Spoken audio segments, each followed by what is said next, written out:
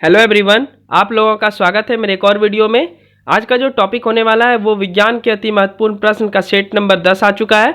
तो set number 10 में आप सबका स्वागत है। शुरू करते हैं विज्ञान के अति महत्वपूर्ण क्वेश्चन, जिसमें हम सब क्वेश्चन नंबर 271 से क्वेश्चन नंबर 300 तक देखेंगे। और इसमें 10 क्वेश्चन फिजिक्स के, 10 क्वेश्चन केमिस्ट्री के और 10 क्वेश्चन बायोलॉजी के लिए जाते हैं। ठीक है, ये ऐसे क्वेश्चन है जो एग्जाम में पूछे जा चुके हैं या फिर आगे पूछे जाएंगे। ठीक है, तो ये बहुत इंपॉर्टेंट क्वेश्चन है और इसका हम सब टोटल 10,000 प्रश्न करने वाले हैं। तो उसकी श्रृंखला में ये सेट नंबर 10 आ चुका है और आज हम सब 300 प्रश्न तक पहुंच जाएंगे। ठीक है, तो चलिए शुरुआत करते हैं। पर इससे पहले अगर मेरे चैनल को सब्सक्राइब नहीं किया है तो प्लीज़ सब्सक्राइब कर लें।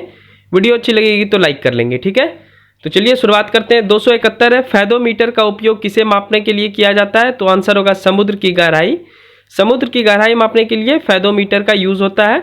272 है, गुरुत्वाकर्षण के सार्वभौमिक नियम का प्रतिपादन किसने किया है? तो इसका आंसर होगा न्यूटन। ठीक है, 273 है, लोलक घड़ियां गर्मियों में सुस्त क्यों हो जाती है? तो लोलक की लंबाई बढ़ जाती है, यानी सुई की लंबाई बढ़ जाती है। ठीक है, और ठंड के दिनों में क्या होता है पेंडुलम घड़ी में? ये वाला भी प्रश्न हम सब देखे थे। तो शीतकाल में सुई जो है बहुत स्पीड से घूमती है। ठीक है, और गर्मी के दिनों में सुस्त हो जाती है। चलिए आगे बढ़ते हैं। 274 नंबर क्वेश्चन देखते हैं। चलिए 274 है, समुद्र में पल्लवन करते हुए आइसबर्ग का कितना भाग समुद्र की सतह से ऊपर रहता है? तो इसका आंसर होगा 1/9। 275 है, किस रंग का तरंग दैर्ध्य सबसे ज्यादा है? तो इसका आंसर होगा लाल। ठीक है, और सबसे कम होता है बैंगनी का। ठीक है, 276 है, अस्त होते समय सूर्य लाल क्यों दिखाई पड़ता है? तो ये परिकर्णन के कारण होता है।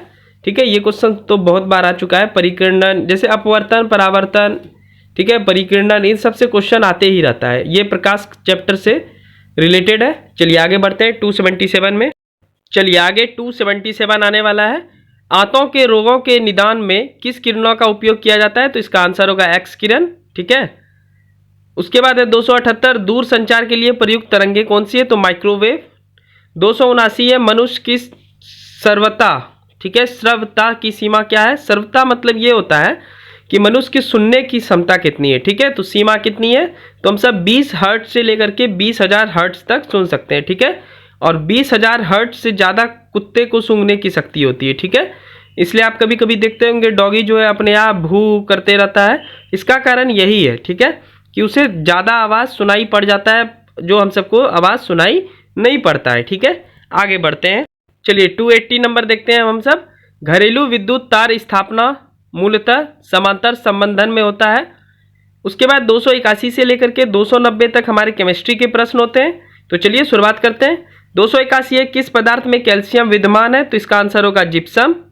282 है, गैल्वेनाइज्ड लोहे के पाइप पर परत होती है किसका? तो जस्ते का। ठीक है, जस्ते की। आगे बढ़ते हैं। चलिए 283 है, ब्लीचिंग पाउडर में कौन सा रासायनिक यौगिक होता है? तो आंसर होगा कैल्शियम ऑक्सी क्लोराइड। 284 है, मस्टर्ड गैस का उपयोग किया जाता है रासायनिक युद्ध में। ठीक है, 285 है, किसका उपयोग पॉलीथीन के संश्लेषण में किया जाता है? ठीक है, तो इसका आंसर होगा एथिलीन। ये बहुत इंपॉर्टेंट क्वेश्चन है 285। चलिए आगे बढ़ते हैं। हम सब देखते हैं 286 नंबर क्वेश्चन। 286 नंबर क्वेश्चन है, नींबू में मुख्यतः कौन सा अम्ल होता है? ये तो बहुत बार एग्जाम में रिपीट हुआ है, आप जरूर देखेंगे ये वाला क्वेश्चन। तो इसका आंसर होगा साइट्रिक अम्ल। 287 है, गैसोहोल एक मिश्रण है, एथिल एल्कोहल प्लस पेट्रोल का मिश्रण होता है गैसोहोल। ठीक है, 288, ये तो बहुत बड़ा दुर्घटना हुआ था। भोपाल गैस त्रासदी कब हुई है? तो 2-3 दिसंबर 1984 को, 2-3 दिसंबर के रात में ये घटना हुई थी। ठीक है, चलिए आगे बढ़ते हैं। हम सब 289 नंबर क्वेश्चन की ओर बढ़ रहे हैं। ट्रिपल सेंचुरी पुरने में बहुत कम ही है। 289 नंबर क्वेश्चन है, किसकी मात्रा अम्ल वर्षा में अधिक होती है? तो H2SO4। अगर हिंदी में H2SO4 को मैं बोला तो ये होता है सल्फ्यूरिक एसिड। ठीक है, सल्फ्यूरिक अम्ल। ठीक है, 290, कौन सा उर्वरक मृदा में सर्वाधिक अम्ल छोड़ता है? तो इसका आंसर होगा अमोनियम सल्फेट। अब हम सब 291 से 300 तक जो क्वेश्चन देखेंगे वो होंगे बायोलॉजी के। उसके बाद सेट नंबर 10 हम सब समाप्त करेंगे। ठीक है, तो 291, कौन हमारे शरीर का सबसे दृढ़ भाग है, सबसे मजबूत भाग? तो दंतवक्र। ठीक है, जिसको जबड़ा बोलते हैं। ठीक है, आगे बढ़ते हैं। चलिए 292 नंबर क्वेश्चन है, मानव शरीर में पूंछ कौन सी संरचना होता है? तो बृहदांत। ठीक है, 293, कौन से परिवर्तन में एंजाइम ट्रिप्सिन उत्प्रेरक का कार्य करता है? तो इसका आंसर होगा प्रोटीन को अमीनो अम्ल में बदलता है तब। ठीक है। 294 कौन लार की सहायता से पच जाता है? तो स्टार्च, जिस वस्तु में स्टार्च पाया जाता है उसको पचाने के लिए लार की आवश्यकता होती है। तो हम सबके शरीर में जो लार होता है माल्टेस होता है मुख्यतः, तो वो पचाने में मतलब उसकी सहायता से स्टार्च पच जाता है। ठीक है, चलिए आगे बढ़ते हैं 295 क्वेश्चन की ओर। 295 नंबर क्वेश्चन है, ऑक्सीजन जो प्रकाश संश्लेषण से उत्पन्न होती है कहाँ से आती है? तो जल से प्राप्त होता है। ठीक है। 296 पौधे व पेड़ का खाना तैयार करने की प्रक्रिया क्या कहलाता है? तो फोटोसिंथेसिस। ठीक है, फोटोसिंथेसिस क्या कहलाता है? पौधे व पेड़ जो खाना तैयार करते हैं उसी की प्रक्रिया को क्या बोलते हैं? फोटोसिंथेसिस। उसके बाद है 297 क्वेश्चन, पौधे में फ्लोएम उत्तरदायी होता है, मतलब फ्लोएम का क्या कार्य है?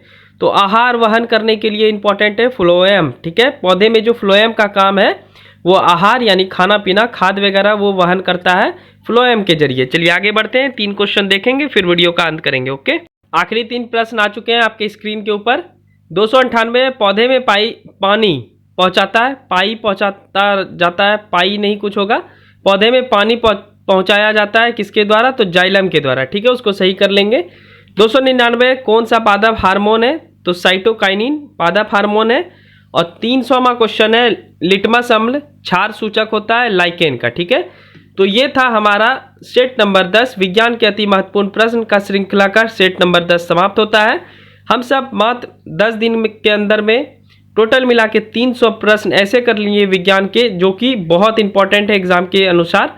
ठीक है, मेरे एक्सपीरियंस, मेरे एग्जाम निकालने के जो एक्सपीरियंस है इसलिए मैं बताना चाह रहा हूँ कि ये ऐसे क्वेश्चन इसमें मैं सेलेक्ट किया हूँ जो बार बार एग्जाम में रिपीट होना ही होना है। ठीक है, मतलब ये क्वेश्चन पूछेगा ही पूछेगा। आप देखेंगे जो भी एग्जाम आपका तैयारी कर रहे हैं, इंक्लूडिंग आप स्टेट पीसीएस कर रहे हैं, रेलवेज का कर रहे हैं, बिहार की कोई एग्जाम का तैयारी कर रहे हैं, एसएससी का कर रहे हैं, तो ऐसे विज्ञान के प्रश्न अगर पूछते हैं आपके सिलेबस में तो ऐसे प्रश्न आएंगे। ठीक है, इसलिए मैं बोलता हूँ कि डेली 30 प्रश्न मात्र आप 10 मिनट खर्च करके 30 प्रश्न सीखिए ऐसे जो कि आपके एग्जाम में बार बार रिपीट होते हैं, और इसका एक कॉपी जरूर बनाइए। ठीक है, 2 कॉपी आप जरूर बनाइए, एक डिटेल वाला और एक ये क्वेश्चन आंसर वाला। ठीक है, और मैं एक दिन एक वीडियो बना दूंगा कि नोट्स कैसे बनाना है। ठीक है, जो कि आपका सालों भर चलता ही रहे, आपको बार बार नोट्स नहीं बनाना पड़े। ठीक है, चलिए अब इसी उद्देश्य के साथ मिलते हैं नेक्स्ट वीडियो में। अगर मेरी बातें अच्छी लग रही हो, मेरा क्वेश्चन अच्छा लग रहा हो तो जरूर चैनल को सब्सक्राइब करें, अप्रिशिएट करें मेरे काम को, तो ताकि और मैं ज़्यादा आप सबके लिए मेहनत कर सकूं। ठीक है, तब तक के लिए थैंक यू, और चैनल को जरूर सब्सक्राइब करेंगे। ठीक है, तब तक के लिए बाय बाय।